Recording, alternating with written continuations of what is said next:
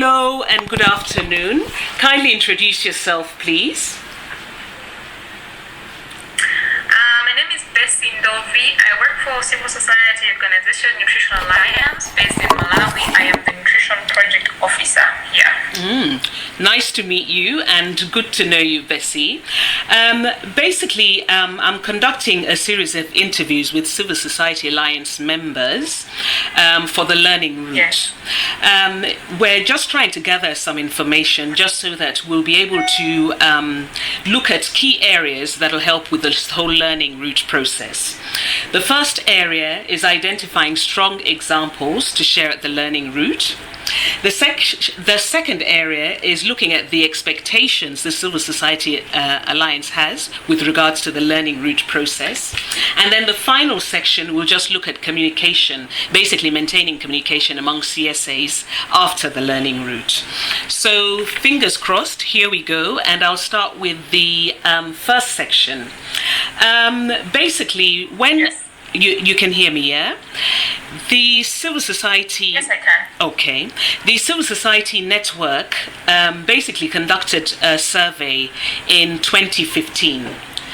Now, they looked at 7 intervention areas. These ones are policy, data collection and sharing, advocacy, campaign, communication. Yes. Communication, multi-stakeholder platform, Yes. and good governance.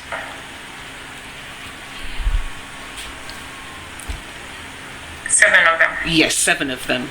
So just according to, I would say, Civil Society Alliance Malawi experience, which of these areas would you say is your strongest area of intervention and why? Come again, you're breaking. Okay, so based on these 7 intervention areas, which of these would you say is Yes. Malawi CSA's strongest area of intervention and why?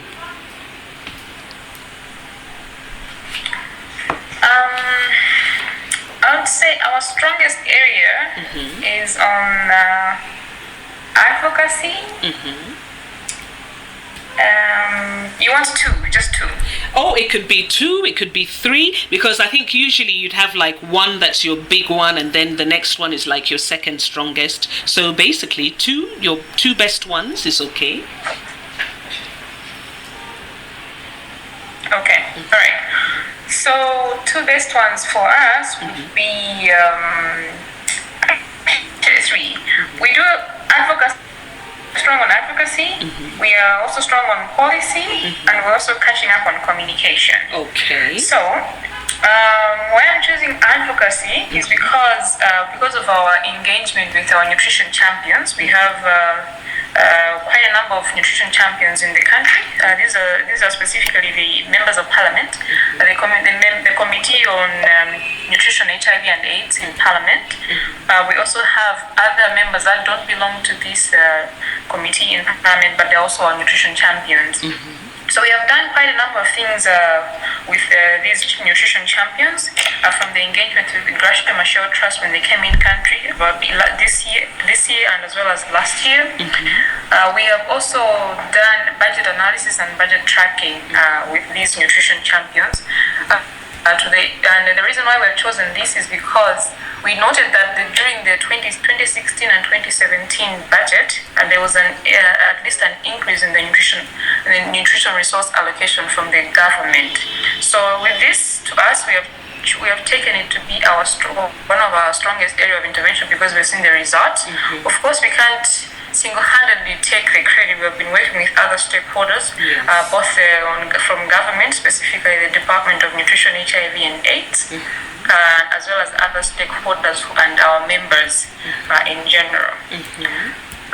We have also been on the same advocacy. Right now, Malawi is in the process of developing the Food and Nutrition Bill. We're heavily involved with in that process, and we have also involved our nutrition champions from Parliament to make sure that we get their buy-in and their support, so that when the time comes for the discussion in Parliament, we actually have their vote to enact this bill. So it's still in a very draft form. We're still doing the consultations with many stakeholders, government, donors, and other stakeholders at large. So that's the first area of intervention that we're very strong in. The other one on the other area where we are strong is on district level coordination. So this also feeds into the first one that I was talking about on advocacy. But now we have now moved from the national level to go into the districts. Most of our membership is centered in the districts. We have a lot of membership there, like at national level. And we also have a lot of local CSOs, which is a good thing. In Malawi, the trend is that... hello, can you hear me? I can hear you very clearly, yes. Okay, good. I thought I had lost you. No way. In Malawi... Yes.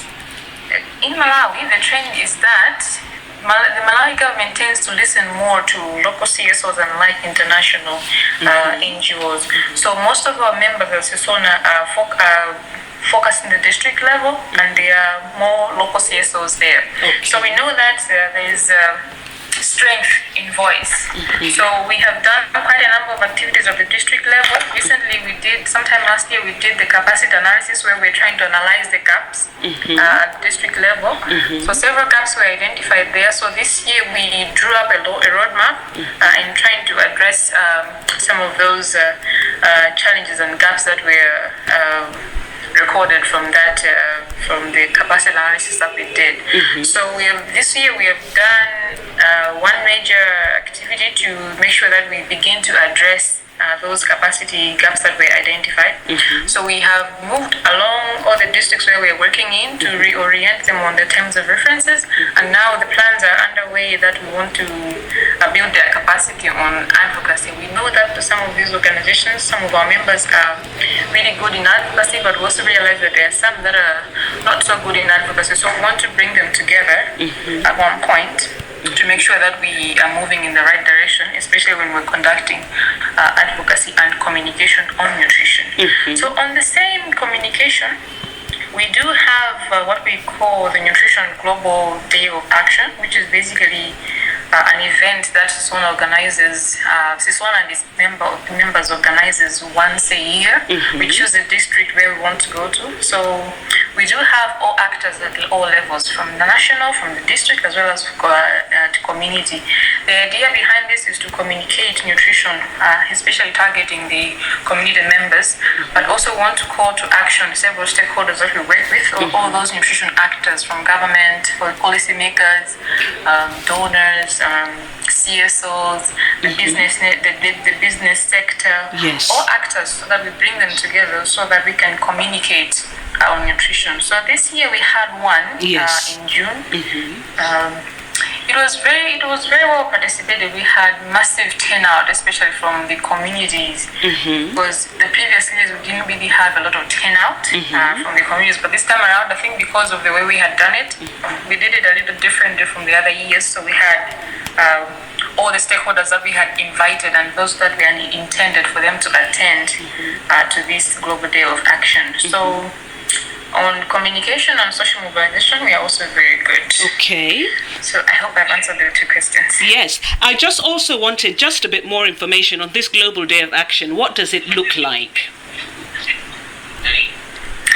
Well, it's more of a social mobilization event where we call on all stakeholders and our members to showcase what they do in terms of nutrition. So we have nutrition-sensitive interventions displayed there, and then we have nutrition-specific interventions also displayed, just to show the synergies of how these two actually interrelate and they intermingle. So we have a lot of CSOs showcasing what they do. So we have water and sanitation activities being shown there. We have nutrition sensitive. We have livelihoods and agriculture activities being shown there. So now we are in this era of climate change. We're also trying to fuse how should I say, fuse or connect or interlink to show the connections between climate change and how it affects nutrition. So we have all these diverse actors on nutrition, sensitive and specific, and other areas are not really connected to nutrition, but they have an influence or an impact on nutrition. So we have quite a number of activities that we do. Yes. So for instance, this year, we twisted it a little bit. We had a panel discussion, Okay. which comprised of the government representation from the... Hello?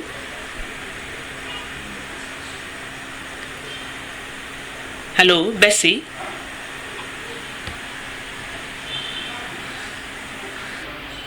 Hello?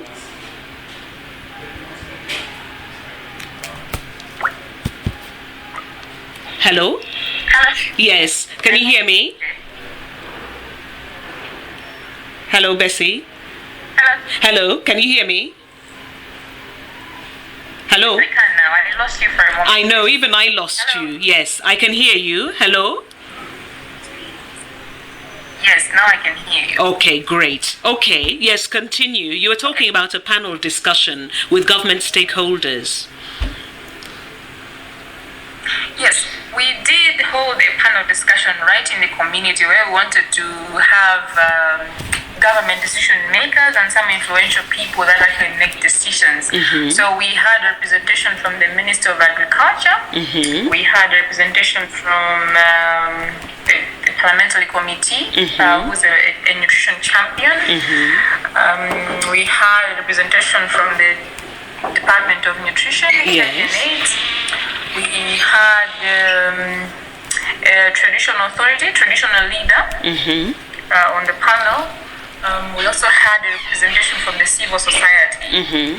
So we had a panel of about 6 people. So basically, how we structured it was that we wanted the people themselves to pose questions to the panelists in terms of how they plan to address malnutrition issues, especially with the current situation that we are in. We didn't have enough harvest in Malawi, so we have a threatening situation of having malnutrition on the rise this year. Okay. So it was quite a very interesting discussion. The communities asked the questions that they had intended, and the panelists were able to answer ably all of the questions. So it was quite interesting. And are there any sort of... I'm sorry, yes. Can you hear me still? Yes, I can. Yes. Were there sort of any actions that came out of that as a result as of now? It would be too soon to say, but we are following up with the responsible. Okay. Wonderful. Okay, so we move on to section 2 now. Expectations of the learning route process. Now here, as you know from the webinar this morning, the whole idea is to build CSA capacity. So not only the platform, the individuals, but also hopefully build capacity across the civil society alliance groups. Hopefully we get stronger as we go along together. Now, in terms of just expectation, what does your civil society alliance expect to get out of this learning route experience from the participants that will be participating in the experience? Expectations. Well, basically, we want to learn, because CSONA is fairly new. It's only 3 years old. Wow. So we want to learn from those CSAs that have been in existence for longer than 3 years. How do they do their advocacy? How do they get their things done? How do they, in the end, get the nutrition agenda to be moving forward? How do they coordinate with other stakeholders to implement the SUN movement? How have they engaged in the fight against malnutrition from a civil society perspective? How do they engage with government? Because from our experience in Malawi, it's not an easy task to work with, especially when you're coming from civil society part. You always meet all these sorts of stumbling blocks. So we want to learn just how other CSAs from different countries to go about their advocacy. Maybe we can learn as CSONA grows in Malawi, as we move towards attaining more independence. We basically want to learn how are things being done in other countries? What kind of challenges are being made, and how do they overcome those challenges? Okay. There's also an area about policies, reviewing policies. We've tried to do some policy reviews as a secretariat, as an alliance in Malawi, but we want to learn how do other CSAs in different countries, in different country setups, go about doing the policy reviews, especially those that are should be having nutrition sensitive embedded in there, specifically the social protection, because in Malawi right now, for instance, as CSONA, we want to, in our advocacy and communication strategy, we do have an element that talks about social protection, embedding nutrition in the social protection policies, but we're not really conversant with how we can actually go about doing that. So we want to learn if at all there's any CSA, any country that is doing a similar kind of intervention when it comes to social protection and nutrition. And also just want to learn how do other CSAs effectively conduct communication under their social mobilization at all levels. It could be at community level, it could be at district level, it could be at national or regional, depending on how their countries are set up. Yes. So those are some of the few expectations that we have that we want to learn from this learning route. Okay. And with regards to what you would have learnt or taken away from the learning route, how do you think the CSA plans to use what would have been learnt from the experience? All that we plan to learn from this learning route, we want to improve it with our scenario. Yes. Because, as I already mentioned, we're pretty young. We're just getting organized now. So we want to learn what the challenges that have been met, how do they overcome them? Because I'm pretty sure we might have similar challenges because we're all CSAs working with government and other diverse stakeholders. Yeah. So we want to learn how we can improve our advocacy, nutrition advocacy, our communication, and then our program planning, as well as how to conduct effective advocacy at all levels, because I already stated that advocacy is not a simple job. So we just want to basically learn and then improve on our country situation so that we can be able to drive a nutrition agenda in country from an informed perspective, borrowing a leaf from what other countries are doing. Okay. All right. And then after coming back, because I know that it's only 3 of us that are going to this learning route, when we come back, we need to share the experiences that we have learned from Rwanda with the rest of the CSONA membership. So we are going to be running sessions during our CSONA meetings. We have CSAs that did not attend the meeting, so we should be running sessions just to share experiences that we have learned and how we can actually apply and utilize the lessons learned from other CSAs to apply them to our country scenario. Okay, great, thank you. So we move to the final section. Now, the learning route, like I said earlier, is designed to build stronger links between the various networks. And hopefully it'll be a great opportunity for us to continue learning and sharing information together across boundaries. I'm hoping that is what will happen, really. I just wanted to find out whether you're engaging with other CSAs outside Malawi at the moment. Yes, we are engaging with other CSAs outside Malawi. Okay. We are in constant communication with the Grasha Machel Trust. We are also in constant communication with Panita in Tanzania, and then the CSONA in Zambia. Okay, so wow. In the 15 months or 13 months that I've been here, those are the 3 networks that I've been heavily interacting with. And we are actually planning to have a learning or exchange visit to Tanzania, because they have a similar setup with how we also do our work here in Malawi. So we want to go there sometime in November, probably end of November, with a few of our members here, just to learn how they do their work, because Panita has been in existence for about 6, if not 5 years. Wow. So we want to learn how they have actually been able to transition and set up themselves, and how they coordinate with their members, and all the other things that they actually embark on a daily basis. So it's a good platform for us to learn, so that we can improve on our country scenario. So I also know that Tanzania is going to be in attendance to this learning route. So it's also another forum for us to interact before we actually conduct this exchange visit. Exactly. So those are the CSAs that we engage with. Okay. What have been the benefits of that interaction so far? The benefits of the interactions with the CSAs that you've had so far, instance, yes. The Gracia Machel Trust is an advocacy organization.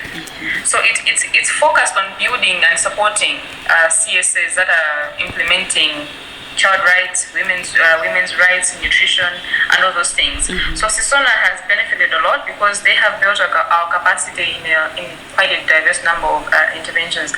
Recently, I think about 3 weeks ago, they were in country.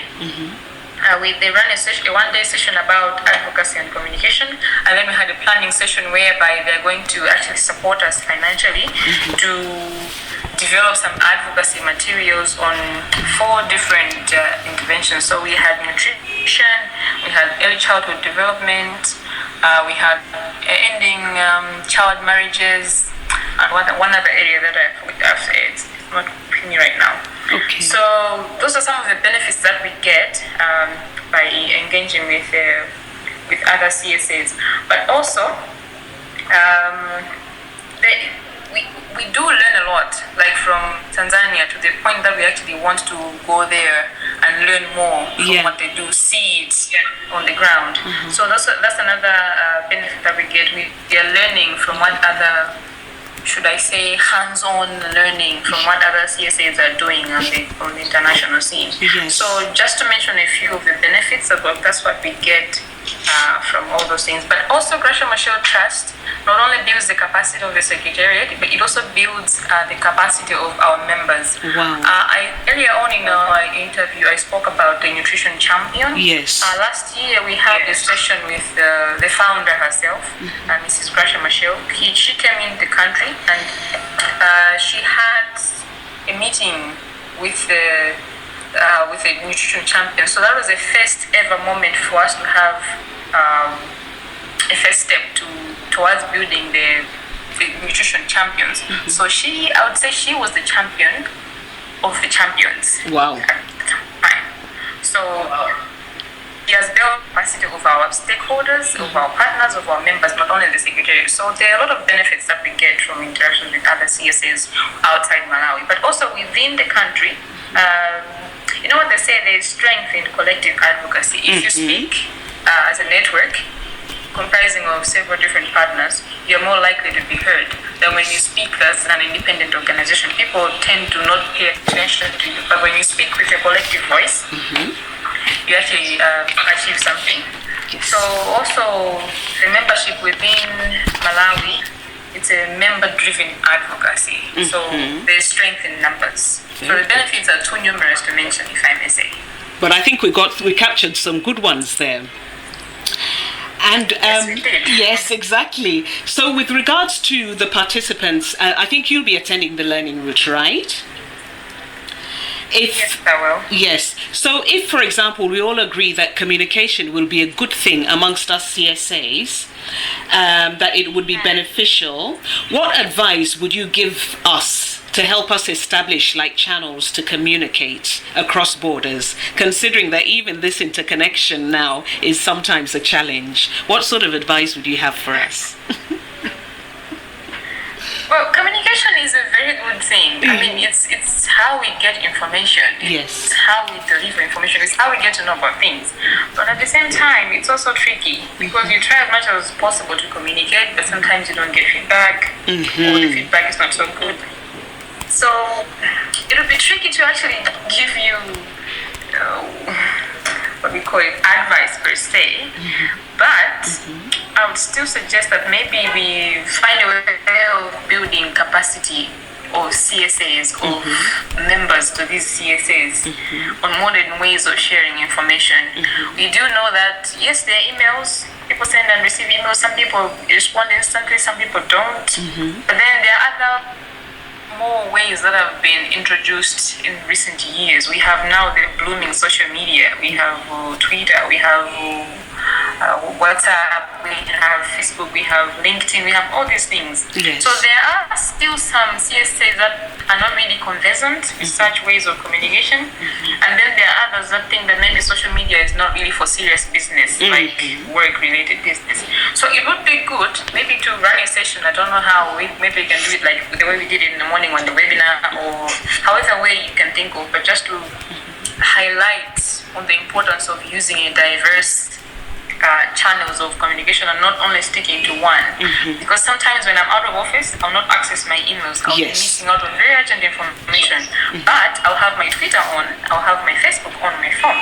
So it would also be another way of getting information out there to the people. Okay. So that would be my advice, because we are living in a world that is changing every day. So we need to be up to date with these things. So that would be my advice, I think, for now. Wonderful. Okay. Thank you. So now, in terms of just looking at the whole learning route process, I think some of that was discussed this morning.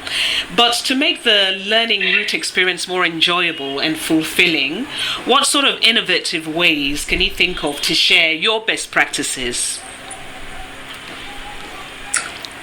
Wow. Maybe I put you on the spot, huh?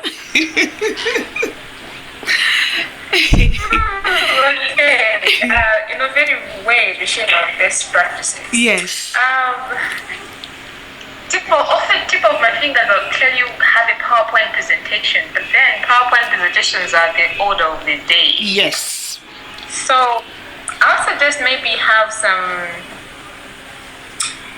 have one of our members, the ones that are coming to this learning route, tell a story of how they have been engaging with CSONA, what kind of benefits they get from CSONA, and maybe some sort of a short success story or whatever they can say about CSONA. And then another way would be maybe running away from all these PowerPoint presentations, because that's what we normally do, that's the word of the day. Maybe have some posters just to talk about CSONA in pictorial form, if that can happen. But it would be good just to put up posters, just people can walk around and see what other people are doing in different countries. So those two methods are the ones that maybe would be ideal for me as a person, and maybe for CSONA as well, because PowerPoint presentations are a little bit overused in a way.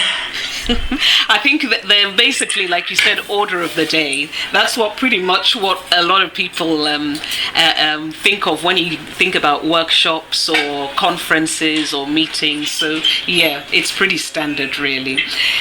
And for you, in terms of your own learning as an adult, because I think this is an important thing, what sort of materials have you found useful for learning?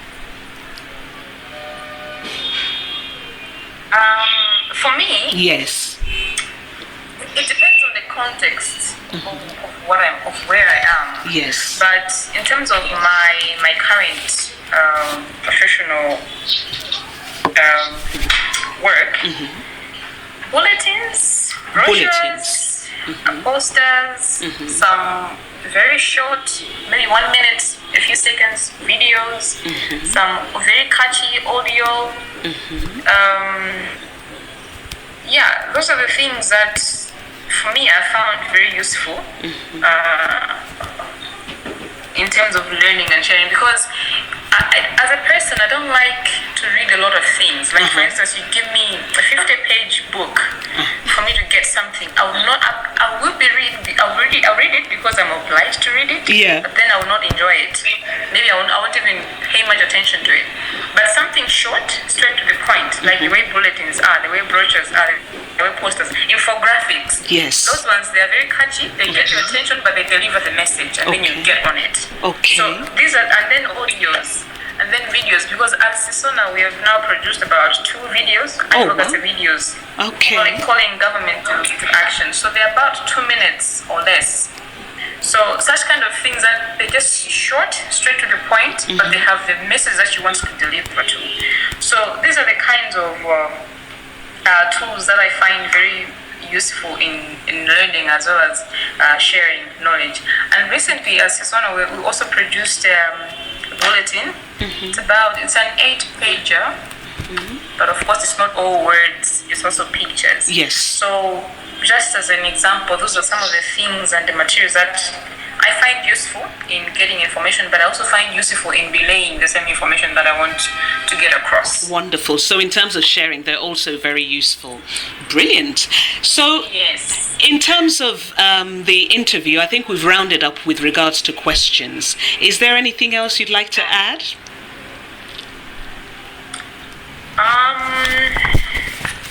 Well, not really. I just look forward to the day that we get to embark on this learning route, because we've been talking about this since the beginning of this year. Yeah. So now that it's finally happening towards the end of this month, it's only days away. Yes. I'm excited. I mean, I can't wait to get there. So I don't really have a lot to say, just that I'm looking forward to it. And it'll be good to see you there. Yeah. Yeah. I also hope that the other Malawi representatives are as equally as excited as I am. I'm sure they are. Looking forward to it. I'm sure they are. I mean, just, sometimes just being away from your desk and having new minds, new ideas, you just look forward to that experience. I'm telling you, it really is so invigorating. So for me personally, yes, I'm looking forward to it. I am too. I mean, I can't wait. It's like days are going by very slowly. No, hopefully by the time you blink, your suitcase is on the plane. So hopefully see you soon. Thank you very much, Bessie. It was a pleasure talking to you. Okay then. And you have a good day. Thank you. Thank you. Bye. Bye. Bye. Bye.